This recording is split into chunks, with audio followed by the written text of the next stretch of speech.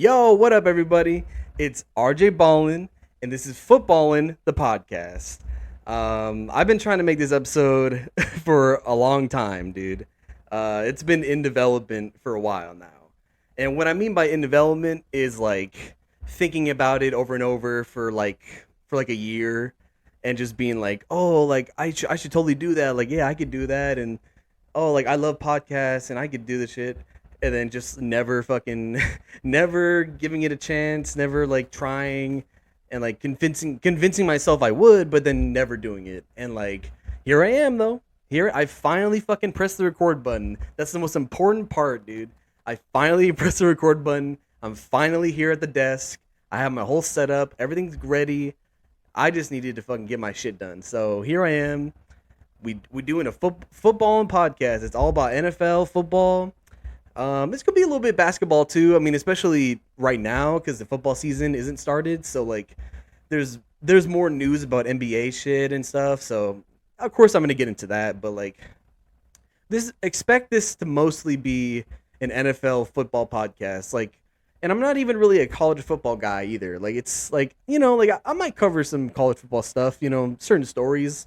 But it's not gonna be my forte. Like I'm a diehard Cardinals fan, like Arizona Cardinals fan. That's my team. Like I live in Arizona, so like that's I was kind of raised on them.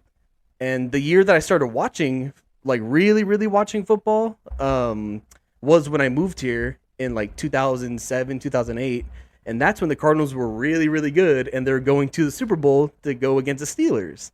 So that's like that year I was like, yo, this team's awesome. This is cool. They're from AZ. Like, let's go, And it kind of got me onto the little train. And here I am all these years later, a huge Cardinals fan. So here we are, dude. Here we are. So yeah, and that's really my history with football here. So, and I'm just insanely passionate. Not only just for Cardinals football, but just I love covering the whole league. I love watching all the games. I love keeping up with all the news with all the little teams, all the different quarterback changes and all this stuff. Like all that is super fascinating to me, and that's why I thought like, you know what, dude? Like if I'm gonna do content creation again, it's gonna be about football because I'm passionate about it. That's what I love, And like kind of how I mentioned doing content creation again. I used to do content creation before. Like I've tried this many times. Like cuz like really I started out doing broadcasting, doing broadcast class like in high school and stuff, and like being behind the camera, editing, being on camera a little bit, like like filming skits and stuff like that, like in like the news show for the school. Like I was one of those guys, right? And then it kind of evolved into like, oh, I'm gonna do like gaming content. Like I'm gonna do I'm gonna be doing voiceovers and gaming, and because I love Overwatch, that game. I don't know if any gamers out there, if you know of Overwatch. Unfortunately, because the game's not in a great place, but it's okay. But yeah, I mean that's really I was doing that for like a year and a half, just making videos and putting it on like Instagram. I had like an Instagram page. I kind of grew that up a little bit, and just trying to make content and trying to like really evolve what I was doing. But I just got super burnt out. It took up all my space in my head. Like it's the only thing I thought about. I was just fucking going hard on that, and it really burnt me the fuck out. Like like I couldn't do it anymore, and I just gave up. And I was like, I kind of just been kind of stuck in a place where I didn't know what to do for a while now. In the last like year or so, I've just been kind of like working on myself and like just trying to figure out like what's my next adventure, what's going to be my next thing I try, because I don't want to stop trying. And like even though it took me this long to start this podcast, at least I got here. At least I'm pressing the record button and I'm doing it. And that's like the only thing that matters to me right now is like we just got to start. We just got to start, and that's it, dude. So that's why I'm here. I mean, like I'm not giving up on creating content, and and I was like, if I'm gonna make a comeback and do something, and it's gonna be something that I love, and like I'm always passionate about football. I always keep up with it. I I think about it all the time. So it's like, hopefully this is the time I don't get burnt out and I keep it going and I keep this podcast going and I be consistent because that's really what I want. So that's my goal. And like, I hope y'all, any football fans out there, hope y'all are like along for the journey, like let's get this started, guys. Like, let's, I'm trying to start a little community and trying to build something here, so we're going to see where it takes me. Like, I want to keep doing it. So, but yeah, that's kind of like my intro. That's like I said a lot of this stuff in my intro video I made on this YouTube channel. If you're watching it on YouTube, but like I'm assuming most people aren't gonna see that video anyway, so you're getting it here. I pretty much covered most of it, but yeah, let's really get actually into the show, and let's get started. So, because I got plenty of topics here that I've been writing down. I was supposed to like record this podcast like a couple weeks ago, so it's news from the last couple weeks. But I'm gonna add some other stuff in there, like some more current stuff. Don't worry, like it's all gonna be relevant. It's all gonna be relevant to what's going on. Of course, this is like a slow time in sports right now. Like July, very slow for especially for football, but just sports in general. Pretty slow time right now. So, but like this is what we're doing, dude. This is what we got to work with. So, but I mean, there's good stories here. I got some good stuff for y'all. So, yeah, let's get into it. Big news in the last couple weeks, like probably the biggest news kind of in general was, I'm sure many of you have already heard because it's been a couple weeks now. Kevin Durant requests a trade from the Brooklyn Nets.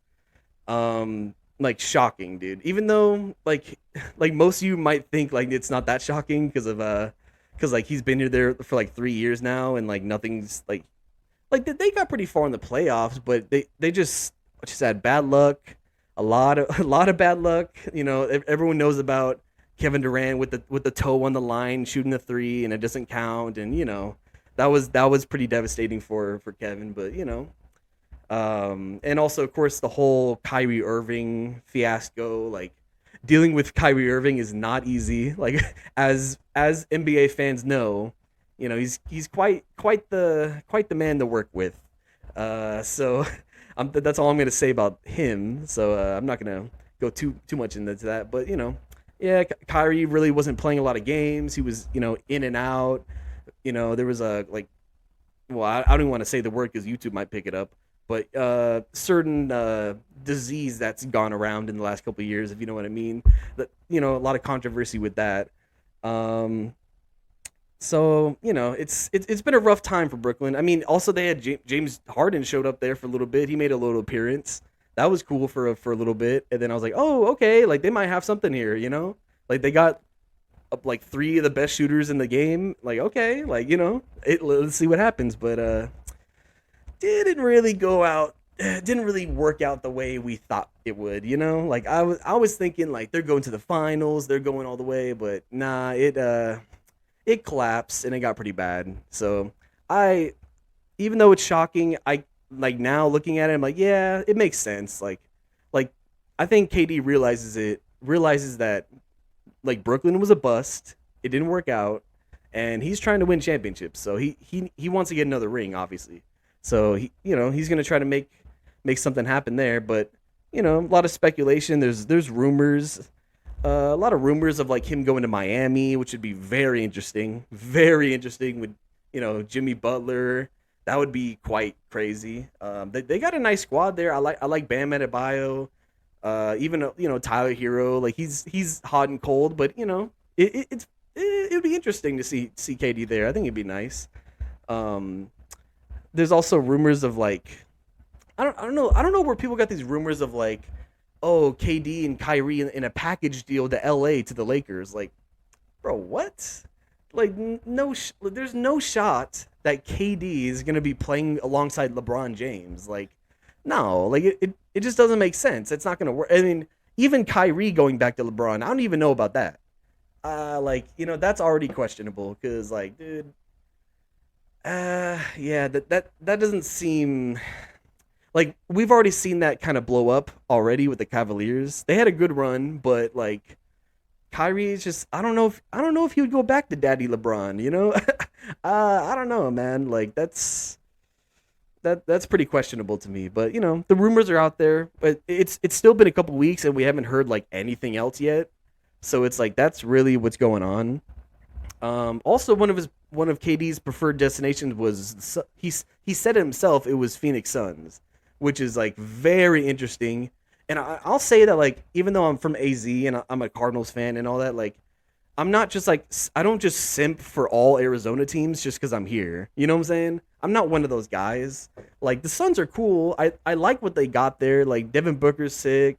Chris Paul's been playing pretty good there. Like they got Miles Bridges. Like they got some guys I like. Cam Johnson. They got a cool squad and all. Like I'm not like a Suns dick rider just because I live in Arizona. You know what I'm saying? But like they're a cool team. I think KD going there would be also very interesting because they already have like such a solid roster all the way through and a really good coach, and they got a couple stars already. So if you add KD to the not AD Jesus, KD to the list to that roster, very interesting, dude. That one is very interesting. Like, I could see that team going very far because they've already been. Even though last year they kind of got booted out a little fast in the playoffs, the Suns did. That was disappointing because I thought they would go farther. But the year before that, they were in the finals and going against Milwaukee, and that was a really good series between them. So.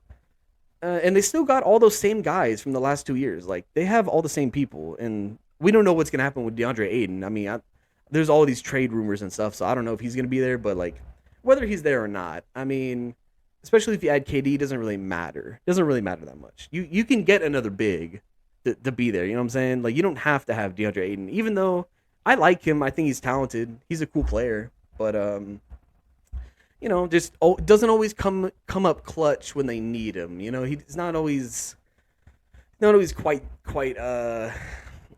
consistent. But you never see what happens. But KD, I can totally see him with the Suns. Like that one makes sense. Miami makes sense to me.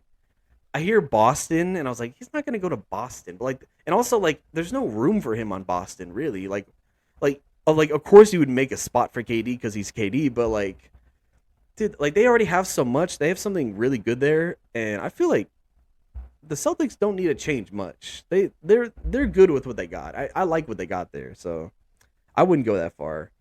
Um, Next topic we got right here is Rudy Gobert traded to the Timberwolves. You guys probably already heard this too because it's a couple weeks ago, but it's all right though. Like we keep it moving. So Rudy Gobert, huge, massive trade, like big trade to the Timberwolves.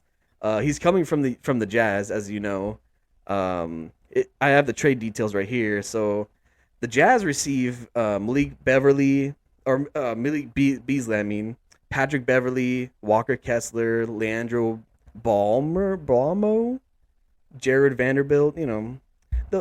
Some lower name guys, but throwing in the deal. Pat Bev is pretty interesting in there. Like couple first round picks. Oh, actually, well, 3 first round picks for 2023, 2025, 2027. And then also a 2029 first round pick. So it's a big package, like for sure. Big package right there for and Rudy Gobert, like he's won defensive player of the year. He's been one of the best defensive players in the league, and like even though he's a little older now, I think he's like 30 at the moment. So, and especially for a really big guy like that, don't have a lot of time with him. So it's like I'm assuming that they're making this move to try to be like, okay, we're gonna make like a finals run. They're gonna try to be contenders. Like I'm assuming because they're making this massive splash move, and which is cool. I respect it because like I love Anthony Edwards. I think he's awesome. Even though he's young, but he's super promising. Like tons of potential. He balls out.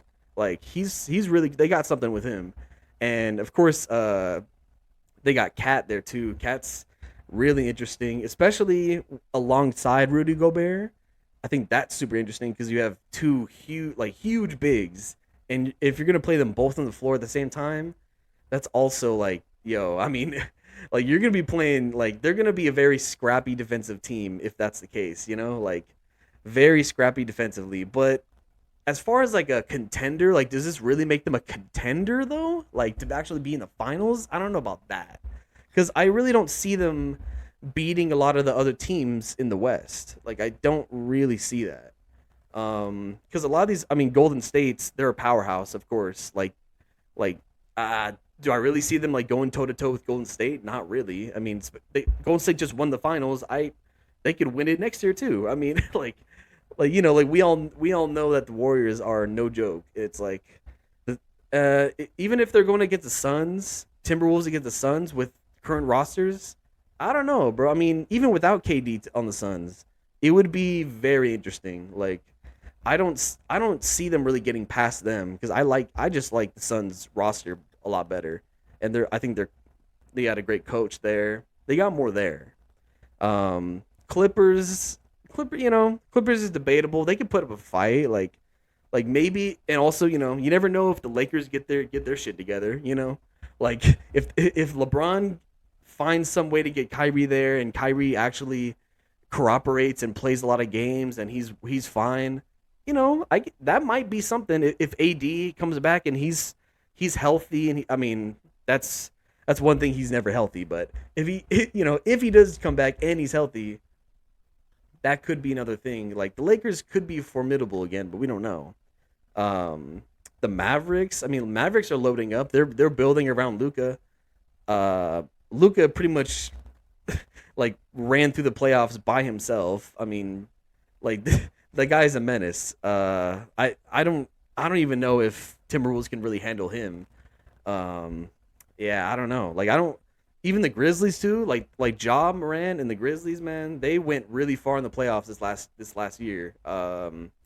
And Ja played his ass off. I mean, like I don't know. Like, can the Timberwolves really handle all that smoke, dude? I mean, I don't know. Like maybe having Rudy Gobert's big ass arms in the by the basket's gonna deter Ja from making layups and dunking over him. I don't know. I mean, I wouldn't doubt it, but like all those teams I listed, I don't really see the Timberwolves with what they have right now with Rudy Gobert to really be like a formidable contender to like bulldoze through any of these teams and like get to the finals. I don't see it. Like I don't really see it. Like if they got a little bit more help, like if they, like maybe they make more moves. I don't know. Like I don't really know what other moves they can make at this point besides just like get some more shooters, like to get some extra shoot. I don't know. Like this, like like they got their three guys, they got their big three here, which are nice, really nice, but like,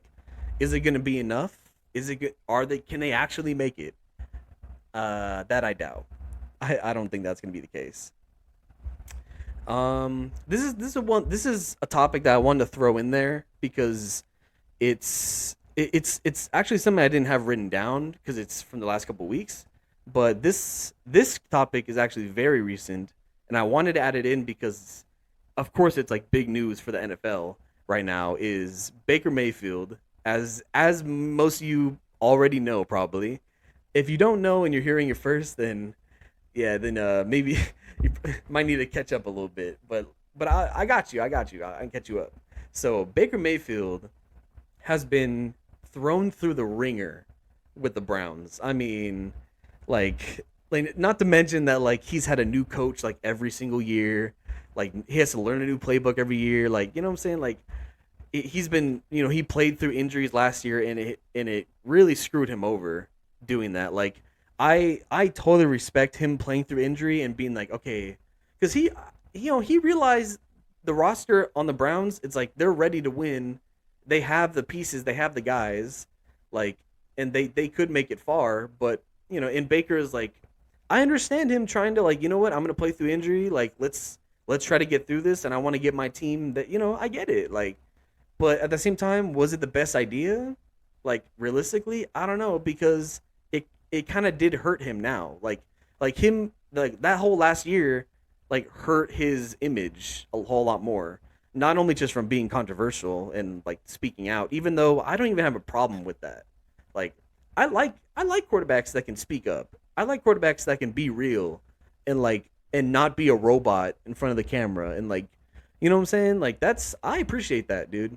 For real. Like I know I'm sure there's Baker haters that are like they probably hate that about him and they hate that he's outspoken and he's like, I woke up today feeling dangerous. Like, like even though it's a little cheesy, but like, dude, I like I like when quarterbacks have personality.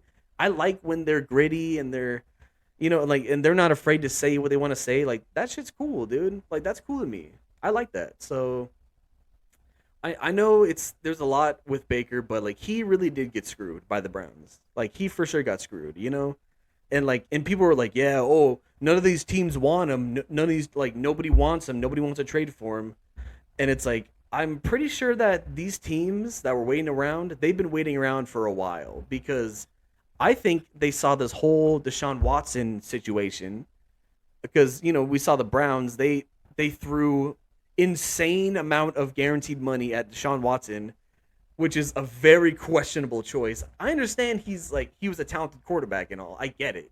I get that. But like with all the allegations he has right now, was that really the best idea? And then of course the Cleveland Browns to have the audacity, like to have the chutzpah to say that we need a grown up at quarterback. Like what?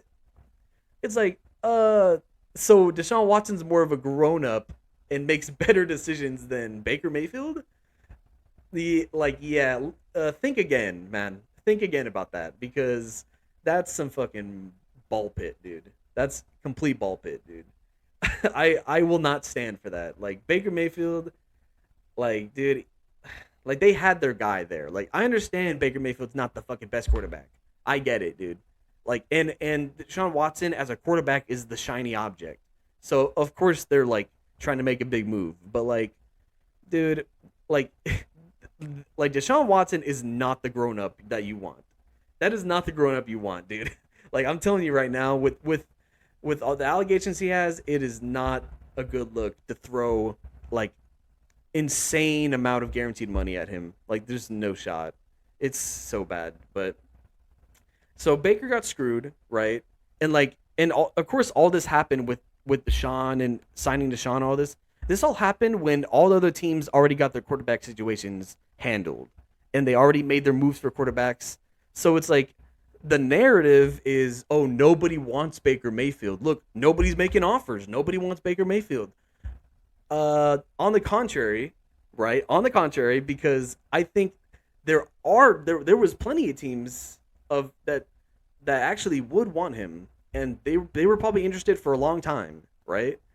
But they kept their mouths shut because they probably figured like, oh, they're like Baker Mayfield's probably gonna get cut at some point here, because like they're not just gonna keep Baker Mayfield around while this whole Deshaun Watson thing's going on, and then that relationship's already broken. It's already done. Like they're not going back to that, and I don't think Baker should go back to that anyway. Like even if they were like, hey, we need you to play the games that Deshaun Watson is suspended. We need you to play. Like, nah, I'm not playing for y'all.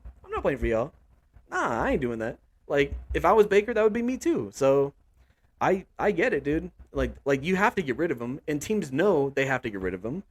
So that's why they're gonna wait around for the best deal. And now we get to the real topic where Baker Mayfield got traded to the Carolina Panthers.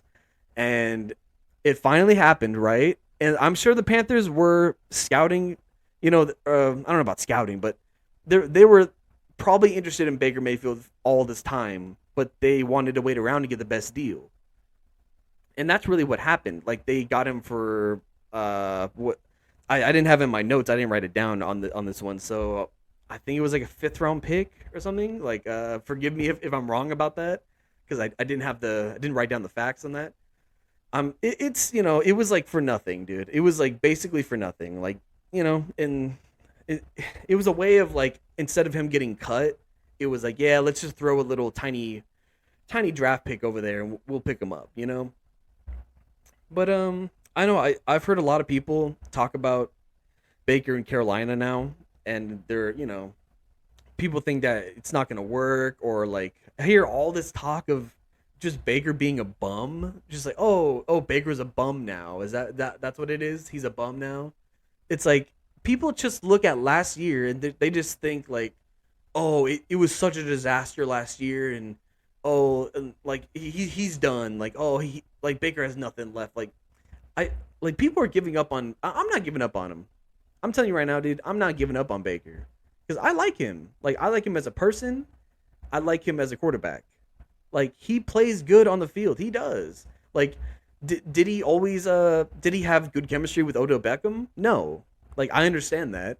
And that's a real thing, which is and it's a little weird.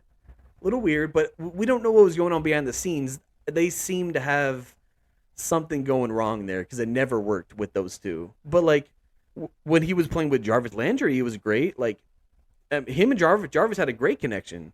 When they had Callaway there, Callaway made a lot of plays. Like Baker made big plays with him. Like it's not that Baker's just a bum. Like that's what's so confusing to me because I feel like that's the narrative going on with him right now.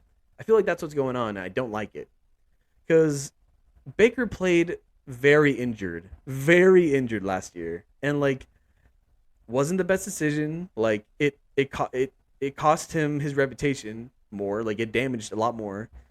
But he took that risk. He took the risk at saying like it's either going to damage my reputation or it's going to win me the spot and I'm going to keep my job and we're going to win games. That was the risk he took, and I get it. But Baker in Carolina is very interesting because I've heard a lot of people say Carolina is not the best situation, and I feel like it's not. Of course, it's not the best situation for Baker, and like I've heard people talk about like he should have went and sat behind Tom Brady, and he could have sat on the bench and learned from Tom Brady for a year. That would have helped him a lot. Which is like, I mean, I guess yeah, but like, can you really blame Baker for wanting to start? Like he wants to be he's a starting quarterback. Like Baker Mayfield is a starting quarterback in this league, and like he deserves to have another shot to be a starting quarterback. So like I fully accept him going to Carolina. I think it's sick because, and it's not like Carolina doesn't have anything there. That's what's like people act like they don't have anything there. Like DJ Moore, dude. Like people don't realize how good DJ Moore is because there's never a quarterback in Carolina to throw him the ball. So he doesn't get the recognition, right? But dude, DJ Moore is fire. He like if he had a real quarterback, like if he had like a real stud quarterback, he would be like people would be like, "Oh, DJ Moore's a top 5 wide receiver." Like, "Oh yeah, top 5, like easy." And like people wouldn't question how good DJ Moore is because he's super electric. He does everything. Like he's the heart and soul of that offense, which is like people would probably say it's Christian McCaffrey, the running back. And I mean, it's like I'm really not trying to rag on the guy, but like it's kind of hard to be the heart and soul when you're not ever on the field because like he's always injured, and that like I love Christian McCaffrey. Like I love watching him. He's so entertaining, insanely talented, and like he's just as good a receiver as he is a running back, which is like top of the league. Like he's an insanely talented player. But he like I see him every time. Oh Christian McCaffrey's in the game. He's back from injury. Oh, the first play he gets hit, it's like he's out again.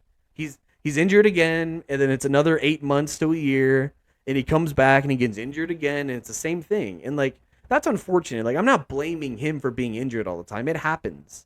It happens. Like Tyrann Mathieu. Tyrann Mathieu's a great example for someone that's a Cardinals fan. I know because we drafted him. He became a star in Arizona, and he wasn't getting as much recognition because he's in Arizona, of course, because like no players get recognition in Arizona because nobody cares about Arizona. But like a little bit salty, but it's that's the truth, though. That's the truth. As a Arizona Cardinals fan, I see it. We don't get recognition here. But Tyrann Mathieu, he became a star in Arizona, but every year he was getting injured, and he barely played games. When he did play, he was a difference maker, a playmaker, and like he would change the game, like when he did play. But he spent a lot of time recovering from injuries, and eventually it became to where he left. Like he dipped out. Like we even offered him more money than he was getting offered to play for the Texans. Like I think we offered him 11 million. They offered him 8 million, and he was like, you know what? I'm gonna go prove myself in Houston. I'm gonna go play there, which is a bold move. Bold move. But like he did that. He went to go prove himself. He played the year out. Like didn't really worry about injury. Balled out, and then he goes to the Chiefs right after that from Houston. Goes to the Chiefs, and then wins a freaking Super Bowl with them. So and then now he's like big time Honey Badger. Like now everybody loves Honey Badger, and it's like now he's like a hero or something. And it's like, dude, I knew that guy was a star from the second we drafted the guy in Arizona. Like I saw it, but like he was always injured, and eventually he got over that injury, being injury prone, and now he plays most of the games every year, which is awesome, and I'm so happy for him. But like that's really not the case with Christian McCaffrey. That's what I'm trying to get back to, is that it's not the case with Christian McCaffrey. He's always injured every year, and playing running back is a different position where you're getting the most abuse as playing running back. You're getting hit every play. And it's like, I mean, like if he can be healthy and he can be a real weapon for that offense, then you have DJ Moore, and then you have Robbie Anderson, and like, you know what I'm saying? Then you have something there with Baker Mayfield. If Baker's a starter, that's a nice offense. I like that offense, and I think Baker Mayfield actually fits that offense a lot better than like Cam Newton did, like when Cam was just made a little run there.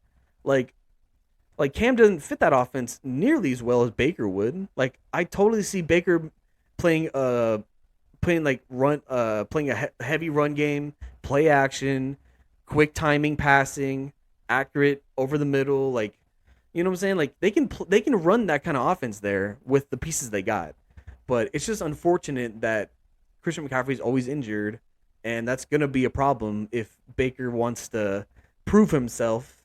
Then he's going to need all the help he can get. Because, like, he can't do it alone.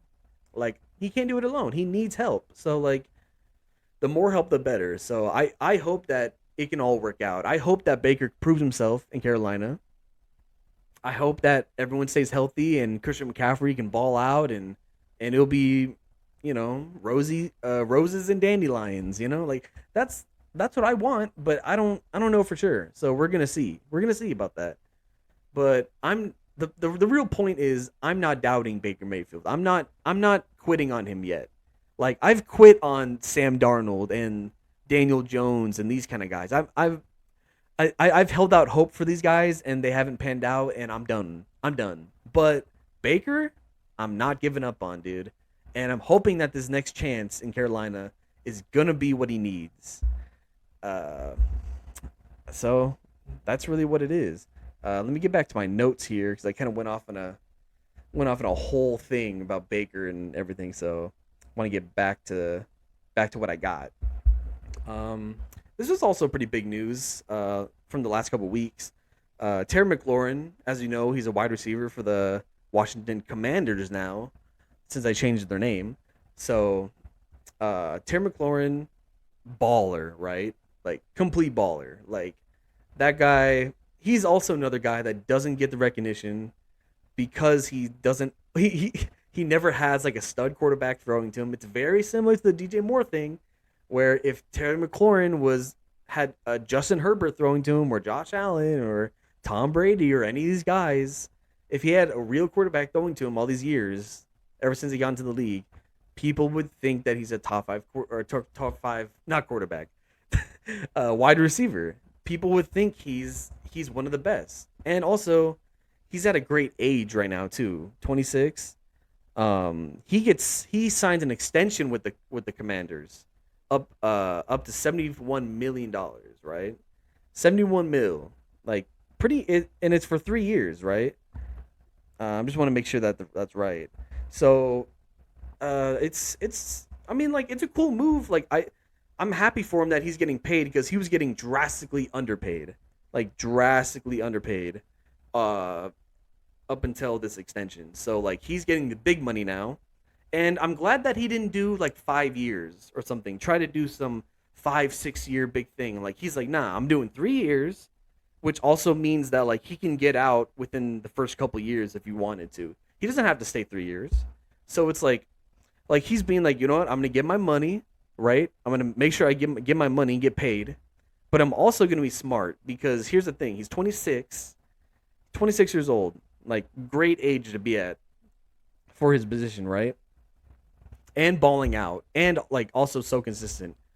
Um, but what I really like is that he's being smart with the 3 years because he can hit free agency when he's 29 years old, hit the market again, because then that's what Devonte Adams did. Devonte Adams, he was 29, and then he instead of signing with Green Bay, he was like, oh, I'm gonna go sign a big deal with the Raiders because he wants to go play with Derek Carr. He wants to go play with the Raiders, have a new experience there, and he can still get paid $30 million a year and getting paid the big bucks at 29 years old. And he hit the market perfectly. Perfectly hit the market. And Terry McLaurin can do the exact same thing. Exact same thing, right? Because he's 26 now, 3 years. He can even hit it earlier if he wants to get out. Like, let's say that Washington, as usual, turns into a complete dumpster fire, and everything's crumbling in the next year or two, and he goes like, "Oh, I don't like what's going on here." They got Carson Wentz.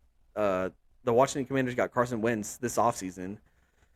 We're gonna see how that works out because if Carson Wentz ends up being really bad there, and Terry McLaurin's frustrated, he can get out. He can go like, you know what, I'm done. Like I'm out of here, you know.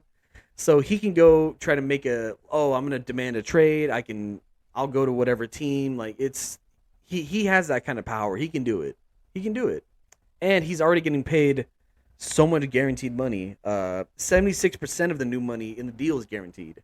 So like most of that money is right into his pocket. Right into his pocket, which is awesome. It's a really smart deal. I love what he did. I think it's like a lot more wide receivers and players in general need to take notes on that because that's the move. Because you can't just think about, oh, I got to sign for as many years as I can and for as much money as I can, and it's like that's not necessarily the move. Like I feel like you want to kind of take the Kirk Cousins route almost, where you're like, I'm gonna do a shorter years on the length of the contract. I'm gonna get guaranteed money up front in my pocket. Like most of it's going to be guaranteed, right? And then you're going to hit the market again when you're at a good age. Like you don't want to do a longer contract and then hit the market when you're already like way older. Cuz then like let's say Tim McLaurin hits the market when he's like 32 instead. And then a lot of these teams, he's not going to get the big money again. He's not going to be able to re-hit the big money and re-hit that huge guarantee. Because other teams are gonna be like, well, he's 32, and then they're gonna make all these excuses to not pay him good money because he's like, he's older now, it's a liability, that's really what's gonna happen. So it's like, I love this deal. I think he killed it, absolutely killed it. Here's another thing I want to talk about. It's another topic because this is it's a little bit older, but I always think about it and I want to come back to it, and I figured I would share it with you guys because any kind of football fans or just people in general I think can understand and learn a lesson from this. So this is something I wanted to point out. Tom Brady had a quote from an episode of Man in the Arena, that docu series that he's been doing. He had like a big quote in there where he got pretty real and talked about his struggles in his life and stuff. And of course people watching are probably like, what do you mean Tom Brady struggles? Like it's like he's the greatest quarterback ever and like he has the perfect life. But like, dude, but even the people on the top have their own struggles, and those struggles are valid, right? And I think it's something that we can all learn from. So that's why I wanted to read this quote to you. And it's right here. So he says, I think maybe what I would wish for my children is to find something that they really love to do, like I have. But I think I've taken it. I think I've taken it to an extreme too. There are imbalances in my life, and I hope they don't take things as far as I taken them. I want them to experience great success in whatever they do, but there's a torment about me that I don't wish upon them. Like, whoo, sheesh, boy, that is a strong, deep statement right there, man. That is really strong to me. And I think really the lesson that I take from that, I like that hit me hard because I was like, wow, that's really real, and he's really being like, because of course, like the whole thing about Tom Brady, it's like when people look at Tom Brady, they look at his story, and what people come away with it is like, man, if I work really hard, if I just put my head down and I give it everything I got, and I put 110%, like that kind of thing, right? I'm gonna put everything I got into this, and then it's either gonna plan out, or I'm gonna fail, or like, it's like, and people, like, they look at Tom Brady and be like, look at this success story. He came from nothing, or he came from being a 199 in the draft. Like, everyone overlooked him in the draft. He wasn't the sought out quarterback. Nobody wanted him. He wins the starting job and then keeps the job and then goes on to be the best quarterback ever. So like, he has an insanely inspiring story. And really, just because like he's not the most talented and the most like physically gifted quarterback, like, as we all know. But we learned from him that what Tom Brady does is he just puts his head down and he works and he prepares better than everybody. He puts more work in, more hours, and more preparation than anybody in the league, and that's why he's the best. And it's like people see that and they go like, "Oh, I can do that." Like, if I apply that to my life and I just put my head down and I give it everything. You know what I'm saying? Like, they like that kind of thing, which is awesome. Like, it's not that that's not great advice. But what Tom Brady's saying with this quote, that's why I wanted to read it to you. Because what Tom Brady's saying with this quote is that he's talking about his children, and he's saying like, I like what I love for them to find something they love and passionate about and go for it and really really put their head down and work hard for it. Of course, like any parent would want that for their child, right? We would all want that for ourselves. But what Tom Brady's talking about is like he took it too far, and like he's saying, he's like I have imbalances in my life. Like, I valued football over everything, like over everything, including family. And I think he looks back and he kind of regrets that.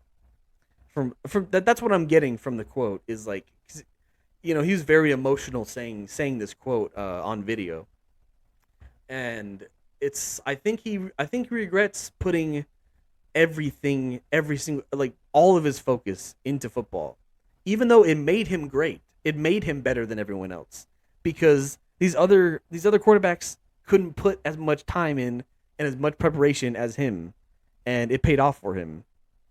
Um, but that's just the thing. Like, it's like there's consequences to dedicating your entire life to one thing. There's a consequence to, like, to having that kind of lifestyle and having and like pursuing that goal no matter what it takes, and I'm going to put everything into it.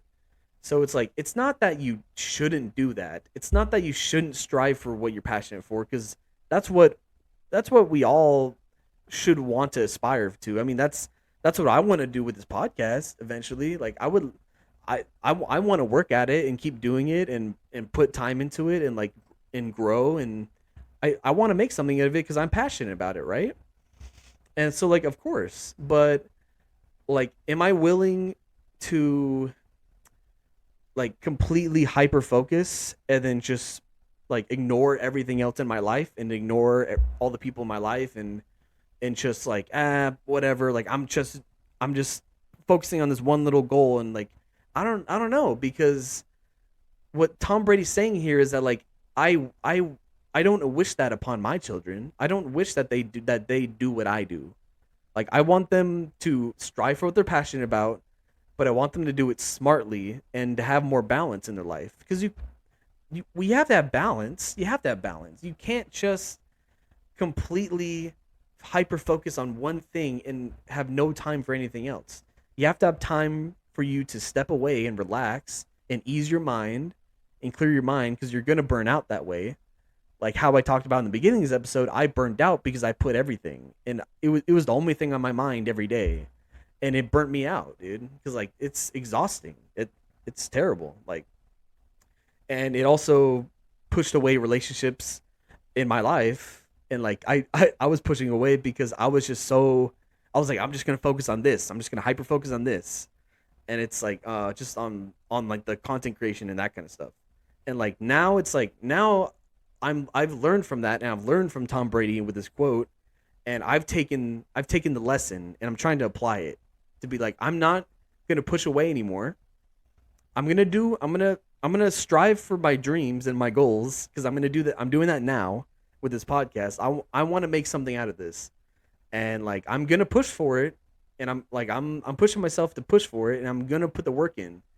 But am I gonna, like, I need to keep in mind of the balance of life and the balance of family and like relationships, and like just having time where you're not just thinking about this one thing constantly and just consuming your entire life with this thing. Like that's, I don't want that. I don't want that. Like that's the reality. And I feel like Tom Brady really with this quote just kind of put it in words where it really hit me deep. And that's why I wanted to share this on this podcast, and I figured it would hit you guys deep too. Hopefully you can learn something from this too. Because I feel like I've definitely learned that lesson, and like I'm gonna do it better this time. Like that's my goal. Like that's my real goal, is like I'm gonna do it better this time. It's like I'm gonna find the balance, and like I'm gonna try to balance everything. I don't want to hyper focus on one thing, or on this side of the pendulum, or on this side of the pendulum. I want it to be even, and like it's not gonna stop me from striving for my dreams and goals, but I'm not willing to just sacrifice everything for it, and just be consumed, because I feel like that's what's gonna get you in trouble. It's gonna get like that's not where you want to be. And Tom Brady said it himself. That's not what you want. It's not what you want in life. Like like a lot of billionaires are not happy, dude. Or like I mean, I'm not saying I know billionaires. It's not like I know. I'm just saying like a lot of these guys that they focus, it's just business, business, business, money, money, money, money, numbers, numbers, numbers. That's all they thought about. Hyper focused. Push everything else aside. Hyper focus, hyper focus. Like their only focus was making money, building business, making money. And did they get there? Yeah, they got billions of dollars, and they're they're doing it. But I'm sure they're not as happy as they thought they would when they got there. Once they got to that destination, I'm sure they're not as happy, because they're not balanced. Like most billionaires are not, don't have balanced lives, because they've dedicated every minute of their time to one thing, which is like, hey, congrats on the success. Congrats on being a billionaire. I would never get there, but like congrats for you. But like, how's your relationship with your family? Like how's your relationship with your kids? Or like did you enjoy your time in life, and like that kind of stuff? Like did you go experience things? Did you travel? Did you like really soak up life? Did you really soak up the memories and the moments and the family? Like that's, I think that's the stuff that people lose sight of. And that's why I'm trying to not lose sight of that. I'm gonna keep that perspective. And I hope that you guys do too. I hope that you guys understand what that lesson is, and really apply it to yourself as well. Because that's what I'm gonna try to apply to me, whether whether I fail at that or not. Because I might fail at that, and I might find moments where I get consumed. But as long as I have the awareness, as long as I have the awareness and the thought of like, okay, don't let it consume me though. Like don't let this get out of hand. Like keep the balance, find the balance. Like Like we can all learn a thing or two from Tom Brady. Like, and not just him throwing touchdowns. Like we can learn a lot from him from just being a person and being in a situation that a lot of us don't get to. Um, so I think that's what's pretty important about that. So that's why I wanted to share that with y'all. Um, so we got like a last topic here. It's kind of like a little fun topic I thought about. I figured I would add it in at the end and see if anyone likes it. Like I think it's fun. So there was a couple weeks ago where J.J. Watt, of course, Arizona Cardinals player, right? That's my guy. I love J.J. Watt. That's my boy, right? And a lot of people love J.J. Watt. He's an inspiration and like a big figure in the NFL. He has for a long time. He's one of the best defensive players ever, and like don't try to fight me on that because I will fight you on that. Like you don't want the smoke because I will argue he's one of the best players.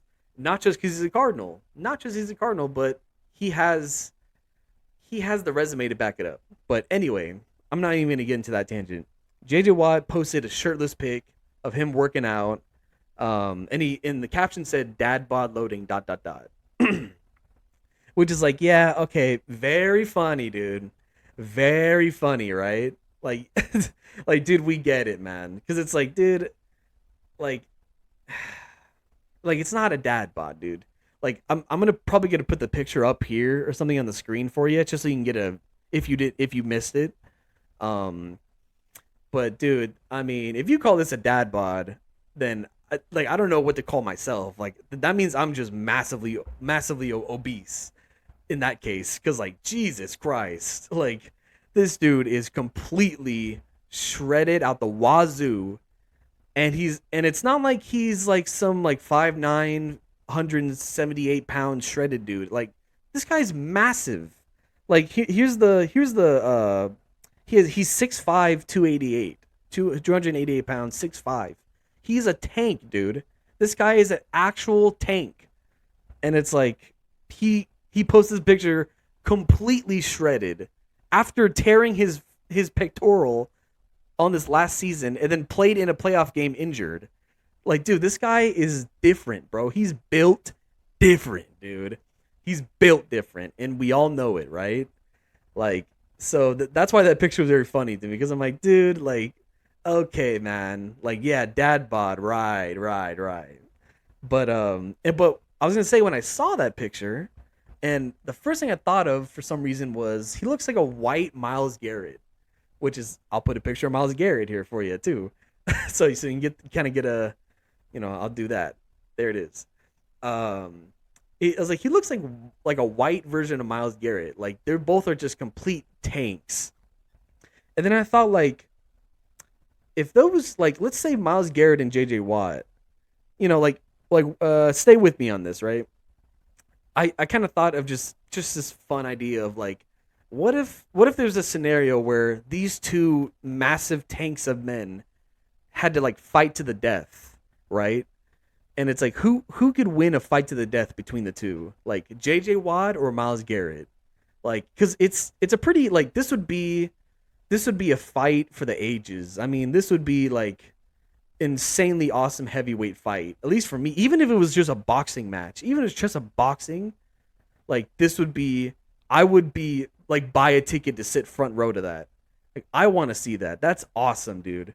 Like, I was like, well, let me give you the body comparison. So I already gave you JJ Watt, 6'5", 288, right? Massive.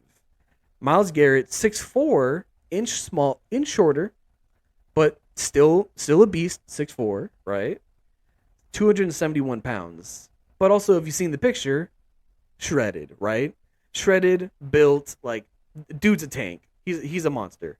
So, like, yeah, like, he a little bit lighter, a little bit shorter than JJ, but, like, I mean, this would be an insane fight. And they had to fight to the death.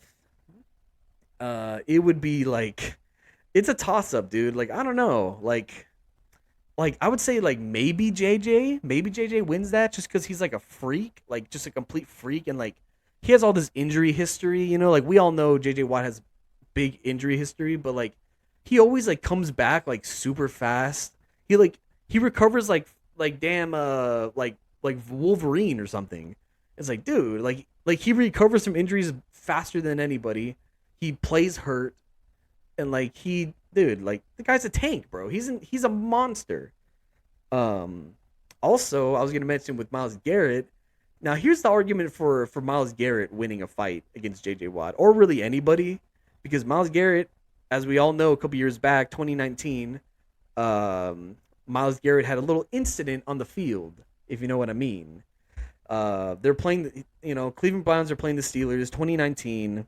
Myles Garrett had a really weird sack on Mason Rudolph, current quarterback at the time for the Steelers. Big Ben was injured, so Mason Rudolph's in the game, and Myles Garrett is sacking him. It's taking him a long time to sack him. He's throwing him around. He's being rough with him, and it goes on a little long, and then he slams Mason into the ground pretty hard. And I was like, damn, man. I mean, it was rough, right? Drives his body into the ground hard as hell. And apparently, I mean, like, we still don't know. We still haven't, all these years later, we still haven't heard. But, like, from what Myles Garrett claims, he claimed that Mason said the N-word in his ear when they were on the ground. And so he's saying that's what triggered Myles Garrett to go ballistic, like to go off. He's like, oh, he just called me the N-word on the ground, like after that. And he's like, nah, you're not getting away with this. So like it set him off, right? And we all saw it on national television. Like the whole country saw this man rip off Mason Rudolph's helmet. He's getting held back by offensive linemen because he's freaking out. He rips his helmet off and then bashes Mason in the head with his own helmet. Bashes him right in the freaking forehead right there. And luckily it was on the padded part that hit on him, because if if it was the hard part of the helmet and it hits directly in the skull, we might be talking about something different today. Because like that could have been death. That could have killed him. That could have it could have gotten way worse situation, and everybody would have saw it on camera, live on TV, which is insane. But luckily Mason didn't get hurt. Like he was fine. But like Myles Garrett went ballistic. He went insane, and like we've seen a lot of football fights on the field, but not quite like this. Not quite like this one. This one was a little insane to see that happen. So just the fact that Myles Garrett did that, like, yeah, Myles Garrett has like a different kind of beast inside him. And I was like, you know what? Maybe he would, like, if it was fight to the death too, like his life's on the line. I mean, that man might just go ballistic on JJ Watt. Like, like I don't know, man. Like that's rough, dude. Like he might just go like Joker brain and just completely lose it on JJ Watt. Like even though he's bigger, like man, that's a rough one, man. Even in a boxing match, that would be tough. So I don't know. Like it was just like a weird, like just like a fun thing to think about, where I was just like, man, like if these two monsters of humans just fought each other, not saying monsters of human as personality, or I'm just saying like they're just so massive and so like crazy insane athletes that like if these two heavyweight athletes went against each other, it would be like a fight for the ages. And I want front row to that, dude. I want front row. But yeah, that's all I got. That's all the topics I had. I threw in the Baker Mayfield topic because it's a more recent one that I wanted to really catch up on, and because like I didn't want to do it on the next podcast, and then like it's gonna be like so late, like these ones are already a little bit late, because I've been sitting on this for a couple weeks trying to record this, so like I just didn't want to be always behind, so I'm trying to catch up here, trying to catch up to the newer stuff. So that's really what I got. That's all my topics. So this is episode 1 of FootBallin with RJ Ballin. And I really hope you guys enjoyed the episode. If you did, please comment below, give it a like, subscribe to the channel. I'm starting something new here. If you guys want to join the channel and come along, please do. I would love it. Please leave feedback I mean, because this is my first episode. I haven't recorded a podcast. I've never recorded a podcast. This is my first one ever. And like, so I want to hear from you guys. Like, whoever's watching this and you want to give some feedback to me, please do. Like, please go in the comments and really let me know. Like if there's any kind of like other topics you want to hear from me, if you have any ideas for what I could talk about more, like different segments I could have in the show, anything like any like advice, I don't know, like any, like just, let me know, let me know in the comments anything you want to tell me. Like it don't matter. Like I'm looking to interact with you all and communicate with everybody. I want to build something here, man. So let's really get this together, and I really hope I see you guys on the next episode of Footballin'. Let's go. Woohoo!